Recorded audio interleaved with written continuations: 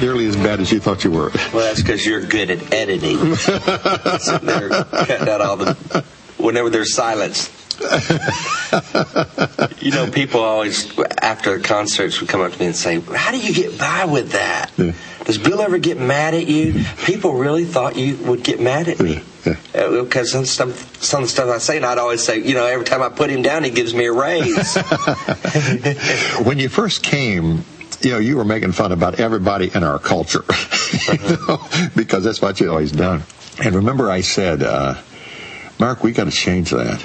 And you finally said, well, what can I make fun of? And I finally said, why don't you just make fun of me? You'll pick on me. And the hair seemed to be a great... It was so easy. It's like, oh, gosh, I thought this was going to be work. I'm standing in front of a national landmark. This is the Varsity. They invented the greasy onion ring, and I can't wait to eat a truckload of them. Come on in. I'm going to have hot dogs, onion rings, french fries, Diet Coke. I'll have 6 hot dogs, 4 Cokes, 5 hamburgers, and 32 onion rings. Let me get 32 onion rings, 6 hot dogs, 2 apple pie, 5 onion rings, 6 Coca-Cola, make one of them diet. What do you have, please? What do you have? Yes, Lord, yes, Lord. Wow. What do you have, please? It's like the marriage supper of the Lamb.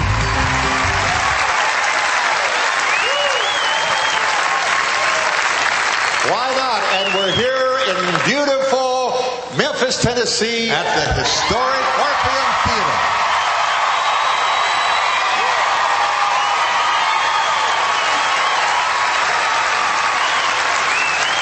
Staying at the Peabody Hotel. Mark, is that a wonderful hotel? Beautiful hotel. Did you have a good sleep last night? I was sleeping all right till about early this morning when I heard y'all singing.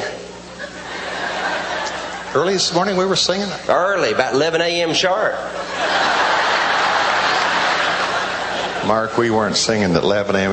Yes, you were, and you sounded like a bunch of ducks.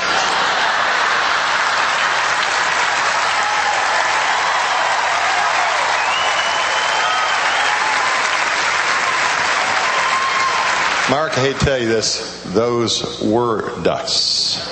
They were? Those were the very, very famous Peabody Hotel Duck Parade that happens every morning. At the Peabody, they come out of that elevator all in a row, about 5 or 6 of them, and they... Well, they're good. What do you mean? They were singing Give the World a Smile. I heard them. They were not singing Give the World a Smile. Trust me, they were not. They were quacking. They were quacking. So that's what they were doing. Well, they were quacking on the offbeat because I heard them. And George was quacking with him, weren't you, George? I heard. In fact, you know, George is leaving the Cathedral Quartet, retiring and all, and he's starting a new group. It's called George Johnson and the Quackers. Aren't you, George? And you come on up here and give them. Y'all want to hear George Johnson and the Quackers? Come on, Anthony, give them a roll. Listen to this. Step back, just listen. Quack, quack, quack, quack, quack, quack, quack. Quack, quack, quack, quack, quack, quack, quack. Quack, quack, quack, quack, quack, quack, quack, quack, quack, quack, quack, quack, quack, quack, quack. That's all you know. We run out of quacks. They're good quackers. We run out of quacks. How long have those ducks at the Peabody been quacking? Oh, what is it? It's a 50-year tradition, right? They've been quacking for 50 years like that. You're kidding. Yeah, 50 years. Same ducks? Well, I suppose they've had to get a new duck every now and then, but... When the kitchen runs low? or do they replace them sort of like you do every now and then with the vocal band? It's a revolving door, don't tell me. Bill's got an extra baritone or two waiting in the wings just in case the kitchen calls me home. And speaking of kitchen, you've lost weight. Hasn't he lost weight? Can y'all tell? How much have you lost? Well, I've lost 25 pounds or so, maybe. Did you get a haircut? Did you lose your teeth? Mark, don't. Did you blow that nose? What happened? You know, Bill, you should never weigh less than your hair. That's what I always say. Mark, I've been on a diet. Now, I know that is a foreign word to you, but it's a matter of discipline. I have been... It's not that foreign. I'm on 3 different diets right now. Yeah. I couldn't get enough to eat on just one. But, you know, I have a philosophy about dieting, you know. Being an independent Baptist and all, we have our philosophies. You know, Bill, you have to have wisdom.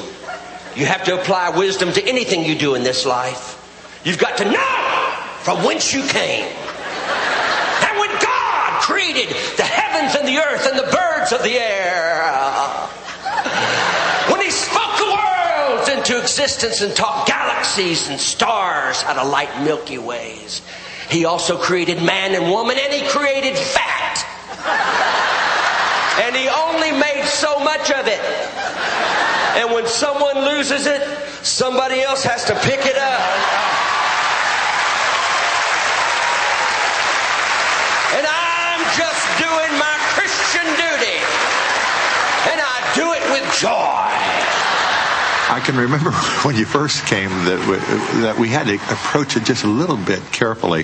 And then we had a couple one-liners like, you know, you would have a new shirt on and I would say, hey, that shirt's a little bit large there. Yeah. And I'd hold it up and say, yeah, it reminds me of my grandmother. I used to love to play with that in church. Prop that up and make a pillow when the sermon got boring. One of the first televised